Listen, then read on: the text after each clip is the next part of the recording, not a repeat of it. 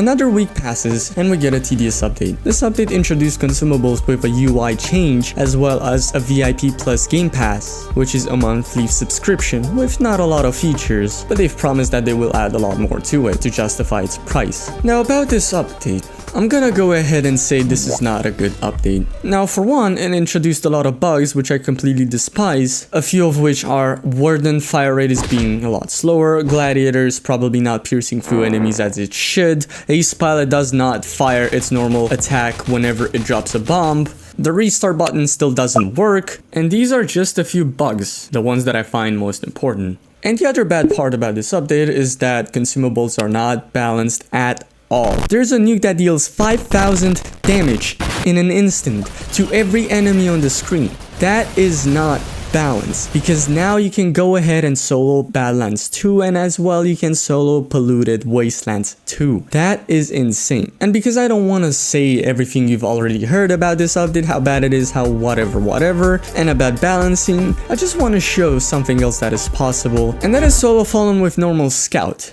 Yes, you heard it right, I'm using normal Scout for solo Fallen. So the loadout that I'll be using is normal Scout, military base, freezer, DJ, commander, and I'll be doing it on honey value with the consumables, UAV, fire rate flag, damage flag, and nuke. Okay, if you take a look at this loadout, it doesn't seem like it's just Scout. Sure, it's Scout with supports. Now, military base would not be considered a support tower, and it is not a support tower, but unfortunately, whatever I used that it was kind of cheap and had a placement limit, I decided that ultimately this is just the best loadout.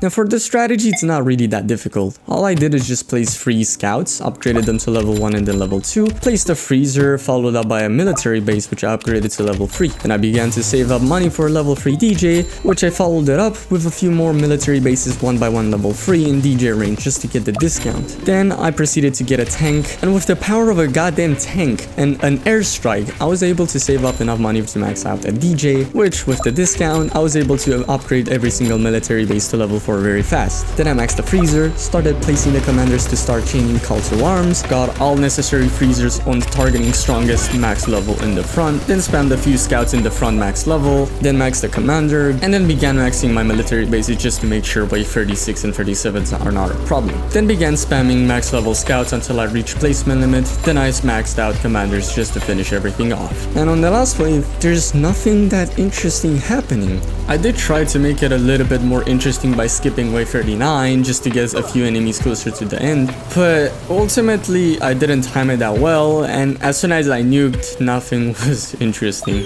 So then I waited for all of those enemies to spawn in, threw the nuke, placed the flags that I needed, activated the UAV, and then slowly chipped off Fallen King until I got him here. That is really fast, and you guys can tell how insane this is. And I've heard that the developers are planning to add these consumables in hardcore as well. Interesting, but no. And that's all I gotta show right now for this video. Just don't beef about this update, just have a nice one. See ya.